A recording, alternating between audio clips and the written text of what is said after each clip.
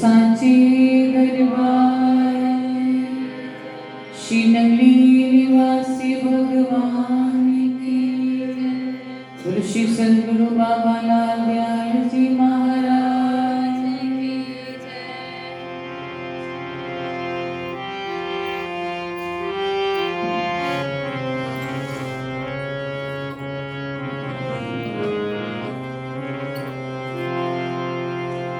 तेरे करम से बेनिया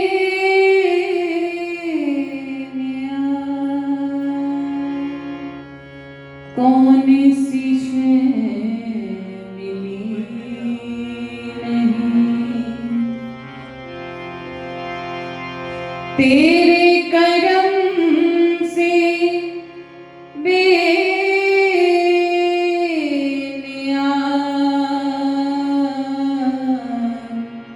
कौन सी शै मिली नहीं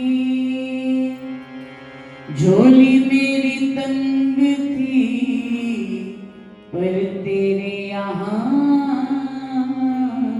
कमी नहीं नवाजने को आए तो नवाज दे जमाना तू कड़ी में जो ठहरा तेरे दर पे हो ठिकाना तेरे दर पे हो ठिकाना बोलो मेरे श्री गुरु महाराज की जय बोलो सांचे दरबार की जय। श्री सद्गुरुदेव भगवान जी के पावन पवित्र चरणों में उपस्थित प्रभु प्रेमियों, काफी समय से आप प्रभु नाम की मस्ती में मस्त हो रहे थे। आप सबका और हम सबका भी सौभाग्य है कि आज परम शक्तियों के चरणों में बैठने का हमें सौभाग्य मिला है। जो शक्तियां सामने विराजमान हैं, उनके चेहरे के नूर को देख करके मन तृप्त हो रहा है। कई जन्मों का मन प्यासा उस शक्तियों के लिए कुछ प्यास बुझ रही है उनके दर्शन करके। कुछ का मतलब कि अभी हमें अंदर से दर्शन नहीं हो रहे, सामने स्वरूप के दर्शन हो रहे हैं। जो शक्तियां सामने विराजमान होती हैं, वो शक्तियां साक्षात रूप में विराजमान होती हैं। हमें देखने के लिए अपनी आंखों में इतनी पावर चाहिए कि हम उन्हें देख पाएं कि वो साक्षात विराजमान है। उनके चरणों का चरणामत, उनके चरणों की धूल जब मस्तक पर लगती है, चरणामत को जब हम ग्रहण करते हैं, तो हमारी आत्मा, हमारा मन तृप्त हो जाता है और मस्तक हमारा चरण धूलि को लगाने से मस्तक की जो रेखा है वो संवर जाती है। ऐसी शक्तियां हम सबके सामने विराजमान हैं। श्री गुरु महाराज जी एक समय पाकिस्तान ककिया गांव में विराजमान थे।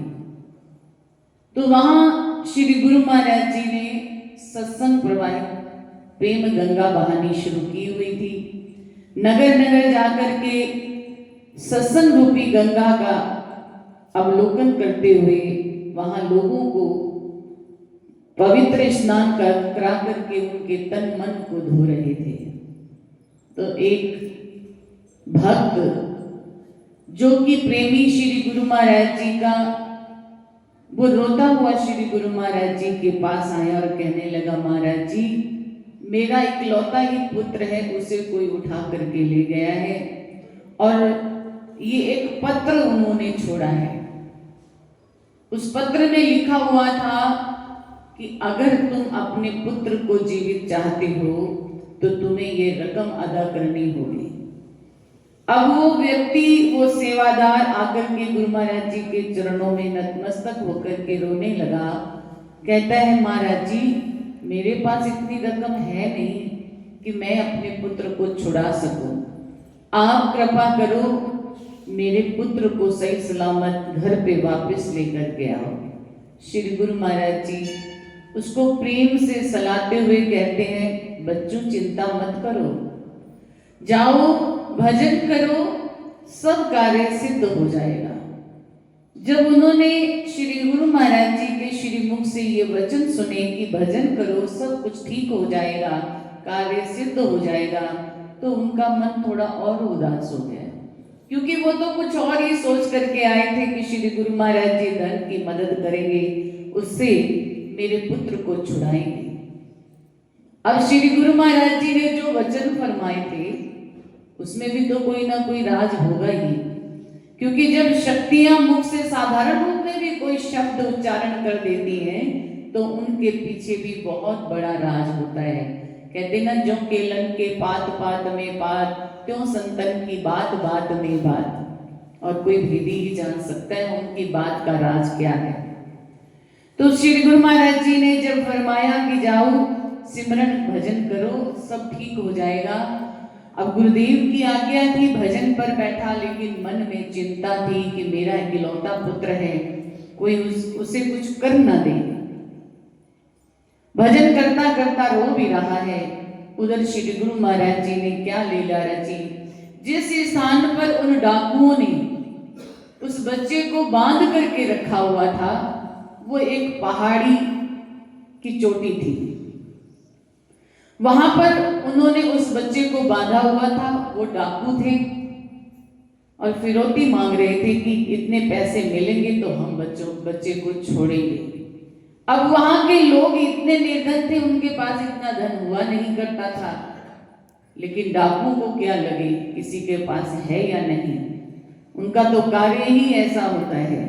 अब जैसे ही श्री गुरु महाराज जी ने उस प्रेमी को सांत्वना दी कि तुम चिंता मत करो सब ठीक हो जाएगा, भजन करो, वो भजन भी कर रहा है और मन में उदास भी है। उधर श्री गुरु महाराज जी ने एक थानेदार का रूप बनाया और जिस पहाड़ी की चोटी पर वो बालक को लेकर के बांध करके रखे हुए थे और खुद भोजन कर रहे थे, वहीं एक जो डाकू था उसे निगरानी में छोड़ा हुआ था कि तुम ध्यान दो कोई आ ना जाए। जो वो निगरानी में डाकू था वो देख रहा था आसपास, नजर जब उसने दौड़ा करके देखी तो दूसरी पहाड़ी की चोटी पर उन्हें एक थानेदार घूमते हुए नजर आए। उसने झट आकर के बाकी डाकुओं को खबर कर दी कि लगता है पुलिस ने हमें चारों ओर से घेर लिया है, अब हमें अपनी जान बचा करके भागना पड़ेगा। वो डर करके वहां से भागे और उस बच्चे को वहीं छोड़ गए। श्री गुरु महाराज जी पहाड़ी की चोटी से दूसरी चोटी पर पहुंचे और उस बच्चे के हाथ पैर खोले और उसे ला करके गांव में उनके घर के बाहर छोड़ दिया। जब छोड़ा तो वो बच्चा कहता है आप अंदर आइए। श्री गुरु महाराज जी पुलिस रूप में कहते हैं, जो उन्होंने रूप बनाया हुआ था, कहने लगे मेरा कार्य इतना ही था, अब तुम जाओ अपने घर अपने पिता के पास। जब बच्चा अपने पिता के पास गया तो श्री गुरु महाराज जी की लीला को वो भक्त समझ गया कि कोई और नहीं, मेरे गुरु महाराज जी ने मेरे बच्चे की रक्षा की है। और फिर वो गुरु महाराज जी के पास अपने बच्चे को जब लेकर के आया तो श्री गुरु महाराज जी मुस्कुराने लगे। वो भक्त श्री गुरु महाराज जी के चरणों में पड़ करके अपने आप अपनी भूल की क्षमा मांगने लगा कि गुरु महाराज जी मुझे आपके वचनों पर पूर्ण विश्वास नहीं था, इतना तो मुझे पता था कि आप कुछ ना कुछ जरूर करेंगे, लेकिन फिर भी मेरे मन में चिंता थी कि मेरे पुत्र का क्या होगा, लेकिन आपने ऐसी कृपा की, मेरे पुत्र को बचाने के लिए थानेदार का रूप बना करके आप गए और मेरे पुत्र की रक्षा की। इसलिए मेरा सारा जीवन आपके चरणों में समर्पित है। मैं आपका भजन सिमरन करते हुए अपना जीवन बिता दूंगा। तब श्री गुरु महाराज जी ने वचन फरमाए कि जाओ अब खूब भजन करो, खुद भी करो और औरों से भी भजन करवाओ। तो आप सब जानते हैं कि भजन में कितनी ताकत है। भजन जो करता है, सिमरन जो करता है, भगवान उसके कार्य करने के लिए हमेशा हाजिर रहते हैं। किस किस ने भजन किया? श्री कबीरदास जी ने किया, और भी कितने भक्त प्रेमी जिन्होंने श्री गुरु महाराज जी पर अपनी जीवन डोरी सौंप करके उन्होंने अपने जीवन का आनंद लिया और श्री गुरु महाराज जी ने उनके सारे कार्य किए। भक्त कबीर लोग कहते, क्यों कहते हैं? क्योंकि वो भजन सिमरन में अपनी वृत्ति को लगा करके रखते हैं। संत महापुरुष यही उपदेश देते हैं कि हमारा जीवन अगर भजन नहीं किया तो निरर्थक चला जाएगा। इसी समय अपने आप को संभालो। बैंक में तो हमने बहुत सारा बैलेंस इकट्ठा कर लिया, लेकिन हरि नाम का बैलेंस कब इकट्ठा करेंगे, जो यहाँ भी कार्य काम आएगा और उस लोक में भी हमारा साथ देगा। उस धन को एकत्रित कीजिए और अपने जीवन को सफल बनाइए। आज मेरे सद्गुरुदेव भगवान की कृपा पोपली परिवार पर बरस रही है। श्री गुरु महाराज जी के अजीज भक्त श्री वेद प्रकाश पोपली जी, हमारे भैया श्री विनोद पोपली जी और पूरा परिवार श्री गुरु महाराज जी के चरणों में आज बैठा है आशीर्वाद लेने के लिए। कई बार हमारी सोच कुछ अलग होती है, लेकिन विधाता कुछ अलग रच देते हैं। प्रभात फेरी धूमधाम से घर में होनी थी, लेकिन अकस्मात किसी की डेथ हो गई तो यहाँ आश्रम में मंदिर में आए।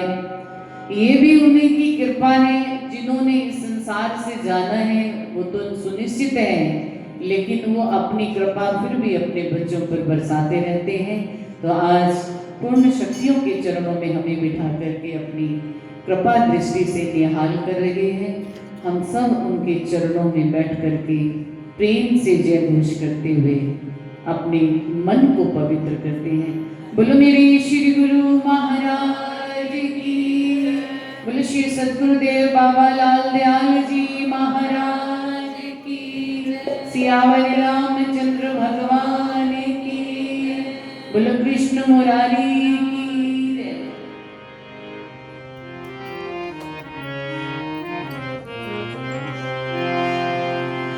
नंगली दी तूली ने मेरा पाग जगाया है, असी किस्मत वाले हाँ दाता अपनाया है। किस्मत तो हमारी तब से संवर गई जब उनकी शरण में आए और उन्होंने सब हमारे दोषों को भुला करके हमें अपना लिया। हमने अवगुण किए, पाप किए, गुनाह किए, लेकिन किसी को ना देखा, बस सिर्फ देखा तो हमारा प्रेम और हमारी भावना। चलिए आइए उनके चरणों में तन मन से अपने आप को छोड़ते हुए, असी किस्मत वाले हाँ दाता अपनाया है, असी किस्मत वाले हाँ बाबा अपनाया है। नंगली दी तूली ने साडा भाग जगाया है, नंगली दी तूली ने असी किस्मत वाले हाँ, असी किस्मत वाले हाँ दाता अपनाया है, असी किस्मत वाले हाँ।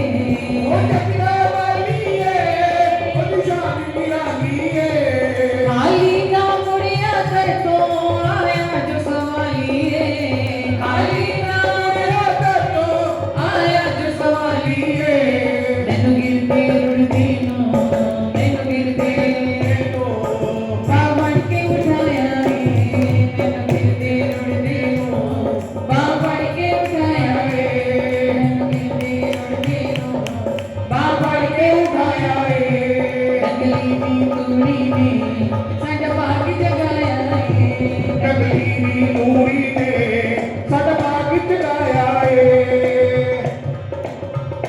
ਤੇਰੇ ਨਾਮ ਦੇ ਪਰ ਲਾਗੇ ਮੈਂ ਉੱਡਦੀ ਫਿਰਦੀ ਆਂ ਤੇਰੇ ਨਾਮ ਦੇ ਲਾਗੇ ਮੈਂ ਉੱਡਦੀ ਤੇਰੇ ਨਾਮ ਦੇ ਪਰ ਲਾਗੇ ਮੈਂ ਉੱਡਦੀ ਫਿਰਦੀ ਆਂ ਤੇਰੇ ਨਾਮ ਦੇ ਪਰ ਲਾਗੇ ਮੈਂ ਉੱਡਦੀ ਫਿਰਦੀ ਆਂ ਤੇਰੇ ਨਾਮ ਦੇ ਪਰ ਲਾਗੇ ਮੈਂ ਉੱਡਦੀ ਫਿਰਦੀ ਆਂ ਮੈਨੂੰ ਰੋਕੇ ਨਾ ਕੋਈ ਮੈਨੂੰ ਰੋਕੇ ਨਾ ਕੋਈ ਮੈਨੂੰ ਰੋਕੇ ਨਾ ਕੋਈ ਮੈਨੂੰ ਰੋਕੇ ਨਾ ਕੋਈ ਮੈਨੂੰ ਰੋਕੇ ਨਾ ਕੋਈ ਸਭ ਜਾਣਦੇ ਲੋਕੀ ਸਭ ਜਾਣਦੇ ਲੋਕੀ ਮੈਂ ਤੇਰੀ دیਵਾਨੀ ਹਾਂ ਤੇਰੇ ਨਾਮ ਦੇ ਪਰ ਲਾਗੇ ਮੈਂ ਉੱਡਦੀ ਫਿਰਦੀ ਆਂ ਤੇਰੇ ਨਾਮ ਦੇ ਪਰ ਲਾਗੇ ਮੈਂ ਉੱਡਦੀ ਫਿਰਦੀ ਆਂ ਤੇਰੇ ਨਾਮ ਦੀ ਤਾਕਤ ਨਾਲ ਮੈਂ ਚਹਿਕਦੀ ਫਿਰਦੀ ਆਂ ਤੇਰੇ ਕਦੇ ਨਾਲ ਮੈਂ ਚਹਿਕਦੀ ਫਿਰਦੀ ਆਂ ਤੇਰੇ ਨਾਮ ਦੀ ਤਾਕਤ ਨਾਲ ਮੈਂ ਚਹਿਕਦੀ ਫਿਰਦੀ ਆਂ ਤੇਰੇ ਨਾਮ ਦੀ ਮੈਂ ਮਹਿਕਦੀ ਰਹਿੰਦੀ ਆਂ ਤੇਰੇ ਪ੍ਰੇਮ ਦੀ ਖੁਸ਼ਬੂ ਨਾਲ ਮੈਂ ਮਹਿਕਦੀ ਰਹਿੰਦੀ ਆਂ ਹਰ ਸਾਹ ਵਿੱਚ ਸ਼ੁਕਰਾਨਾ ਹਰ ਸਾਹ ਵਿੱਚ ਸ਼ੁਕਰਾਨਾ